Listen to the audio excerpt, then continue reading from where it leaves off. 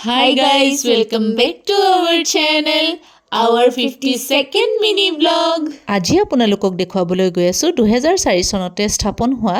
পুবালি নামৰ এটি মহিলা আত্মসহায়ক গোটৰ মহিলাসকলক সঁচাকৈ তেওঁলোকক লগ পাই মই বহুত উৎসাহিত আৰু আনন্দিত হলো কাৰণ তেওঁলোকৰ মাজতে ইমান ফুৰ্তি কৰে চাওকচোন এয়া আমাৰ আত্মসহায়ক গোটৰ মহিলাসকলে আমাৰ উজানিৰ ঘৰত খানা খাই আছো বাই বাই আমাৰ এসকলক সকলোৱে ঘৰতে এনেকৈ ধুনীয়াকৈ মানে হেৰিটো পাৰ্টিটো হয় তাৰপিছত আৰু যিখিনি মানে অকণমান বেছিকৈ নোৱাৰে আৰু মানে ঘৰলৈ মানে পৰম্পৰাগত সকলো ঘৰৰ পৰা সকলোৱে আনা নিয়া প্ৰদান আদান চলিয়ে থাকে পৰম্পৰা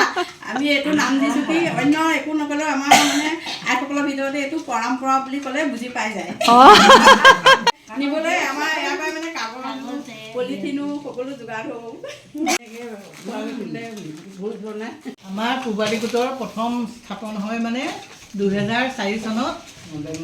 নৱেম্বৰ মাহৰ 14 তাৰিখে স্থাপিত হয় ভাল দেখি পেলাই বেংকৰ ফালৰ পৰা লোন দিলে তাৰপৰা আমি আইসকলে তাঁত বলোঁ তাৰপৰা দোকান দিবলৈ দিলে দোকান দিলোঁ লাড়ু পিঠা বনালোঁ কি কৈছা লুচি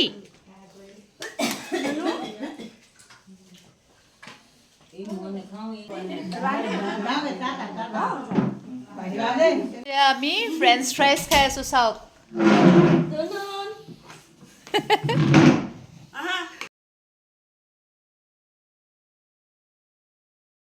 আৰু ইয়াৰ লগতে বৰমাই মাতিছিল আমাৰ নেইবাৰ্ছ সকলকো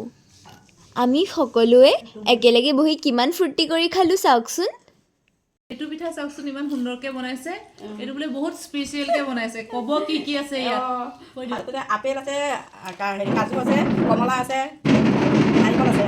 গাজৰ আছে হয় হয় বিটু আছে বিট আছে বিট আছে মই পাহৰি গৈছিলোঁ আৰু আগতেও কৈছিলোঁৱেই যে আমাৰ বৰমাই ৰন্ধা খাদ্য বহুত সোৱাদ হয় আৰু আজিও ইয়াৰ ব্যতিক্ৰম হোৱা নাছিল দেই বাই বাই গাইজ